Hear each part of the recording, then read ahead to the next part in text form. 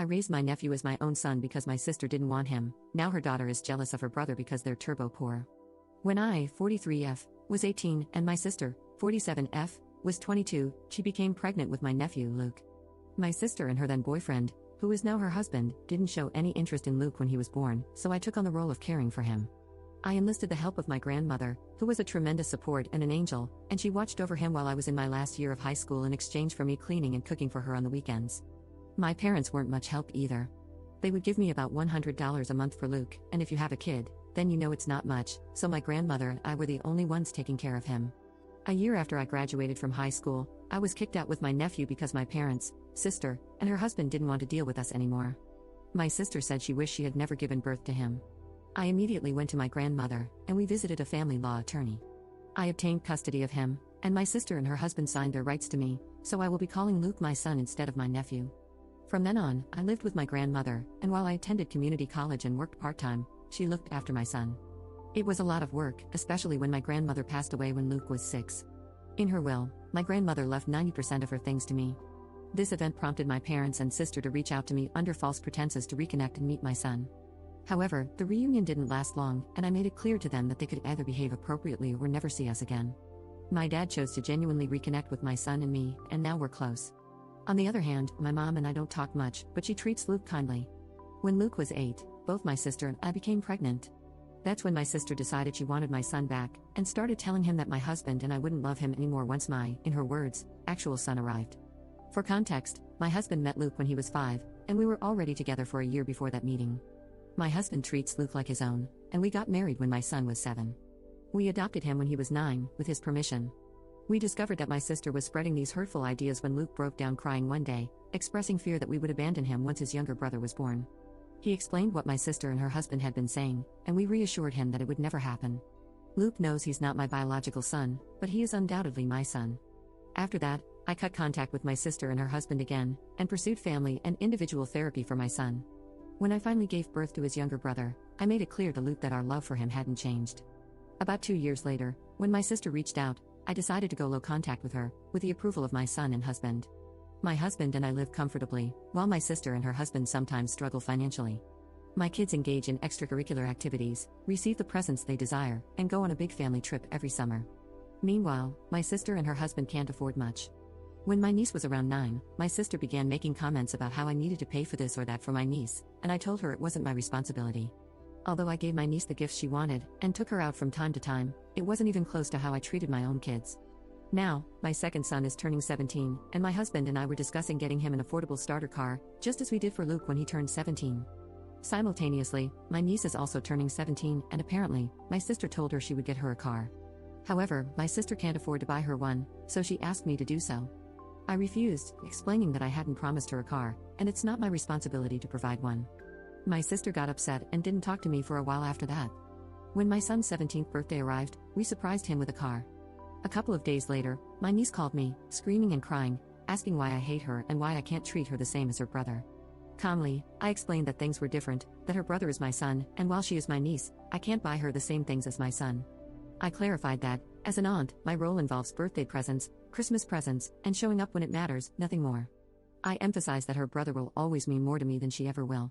Despite my calm explanation, my niece continued yelling and accused me of being unfair before hanging up. Subsequently, my sister called to berate me about doing more. I pointed out that if she hadn't promised a car or my money to my niece, none of this would have happened. It's been a couple of days, and I'm receiving calls from some family and some of my sister's friends, calling me nasty names and some other things. I do feel a sense of guilt because my kids did grow up with more, and I suppose I could have helped more.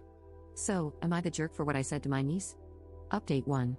To get some names in order, I will be addressing my niece as Emily, and my youngest son as Justin. 2 days after Emily's call, I decided to meet up with her. We decided to meet at a park that's a few minutes away from my home.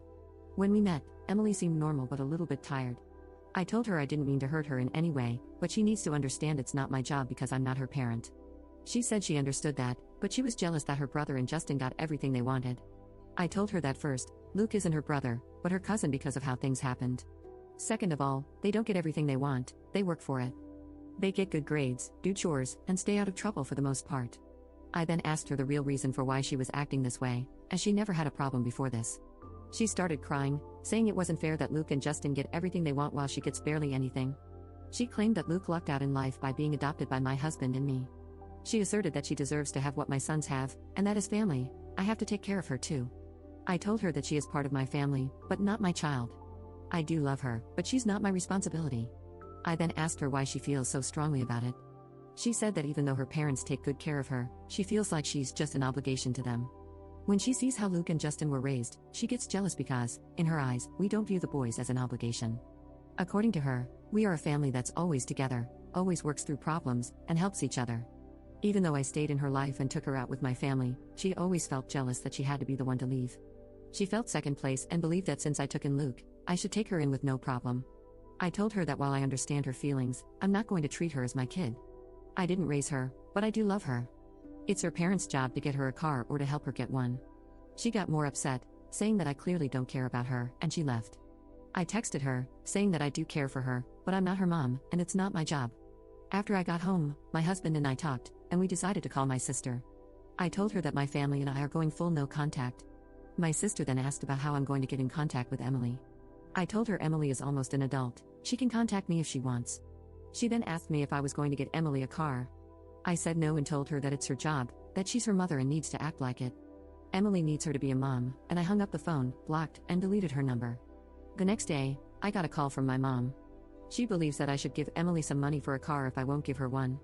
I told her I wasn't going to do that and hung up because all it's going to do is cause a fight. I then called Dad and explained everything, and he thinks I'm right. Later, my dad called, asking if he could come over on Wednesday. When he showed up, he was visibly upset.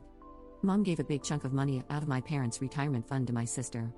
This has caused my parents to have a huge fight, which led my dad to pack a suitcase and stay in a motel for a bit. Now I'm no contact with my sister and mom, and I'll be going low contact with my niece for now. Update 2. About a week after the post, I decided to talk to Emily, and we agreed to meet at my home. I asked everyone not to be home because I wanted her and me to talk privately. When she showed up, she didn't really want to look at me, and I asked her if I could give her a hug. She nodded her head, and the minute I hugged her, she cried. She said she was sorry for how she acted, and I told her she didn't need to apologize. I asked her about how her parents treat her again to understand more about what's going on. She told me that her dad treats her well and tries to spend time with her, but he's busy because he works 2 jobs. While my sister is home more, she usually just keeps to herself, and doesn't really like to be bugged. I then asked her if she feels like she's been neglected. She said no, just sometimes they don't have family time that much because her parents argue a lot, especially about money. Sometimes her mom does make her feel like an obligation, but she knows that they do love her. I brought up her referring to Luke as her brother, and asked if she truly felt that way about him. She explained that she sees him as a cousin but thought that if she played the brother card, I might feel inclined to help her. So I asked her if she knew how I ended up adopting Luke, and she confirmed that she knew, and that her dad had explained what happened. Apparently, my sister sugarcoated it, whereas her dad told her the blunt truth, the complete truth. I then asked her if she would like to spend a fun day out with me on Saturdays. She got excited and expressed that she would really like that. So, that weekend, we visited a restaurant she had been wanting to try, had a good time, and then went to a bookstore because she loves to read, and I bought her a couple of books that she wanted. When Emily and I were supposed to have our second weekend out, I had to cancel because Justin ended up in the hospital.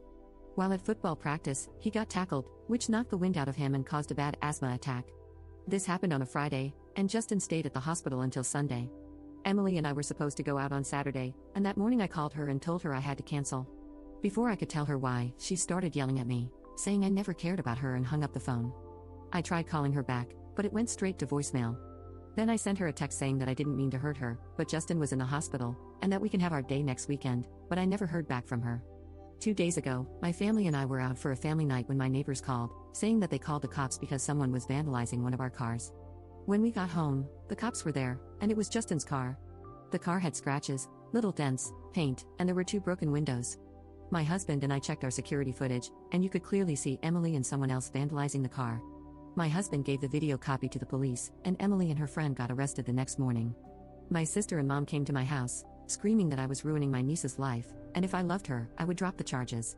My husband is adamant that we don't drop the charges, and Justin and Luke agree with my husband, so that's where we stand now.